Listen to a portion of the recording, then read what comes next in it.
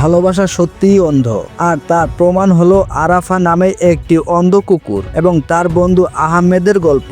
আহমেদ কায়রোর এক কুকুর আশ্রয় কেন্দ্রে স্বেচ্ছাসেবক হিসাবে কাজ করতেন। তিনি একদিন আরাফাকে রাস্তায় পাওয়া, যেটি তখন মৃত্যুর মুখে ছিল, তাকে উদ্ধার করে আশ্রয় কেন্দ্রে নিয়ে আসার পর তাদের জীবন বদলে যায়। অন্ধ হওয়া সত্ত্বেও আরাফা কখনোই আহমেদকে ভুলতো না। আহমেদ চলে গেলেও সে অপেক্ষা করত, আর তাদের পূর্ণ মিলন ছিল ভাষায় অমোঘ আনন্দের। যদি আপনার দিকে দৌড়ে আসে 1 টন 2 টন ওজনের গন্ডার, তাহলে আপনি কি করবেন? ভয় পাবেন নাকি আতঙ্কিত হবেন? কিন্তু কাইলির জন্য এটি ছিল সবচেয়ে আনন্দের মুহূর্ত। কাইলি একটি বন্যপ্রাণী পুনর্বাস কেন্দ্রে কাজ করেন। একদিন সেখানে আনা হয়েছিল ক্রোকেট নামে একটি ছোট গন্ডার, যার বেঁচে থাকার সম্ভাবনা ছিল খুবই কম। কাইলি ঠিক করলেন তিনি তাকে নতুন জীবন দেবেন। কাইলির যত্নে ক্রোকেট ধীরে ধীরে সুস্থ হতে লাগলো এবং আজ সে এক পূর্ণবয়স্ক সুস্থ গন্ডার। কেমন হবে যদি আপনি দূরে থাকেন আর জানেন যে এক ভয়াবহ জ্বর আপনার প্রিয় প্রাণীগুলোর জন্য বিপদ নিয়ে আসছে?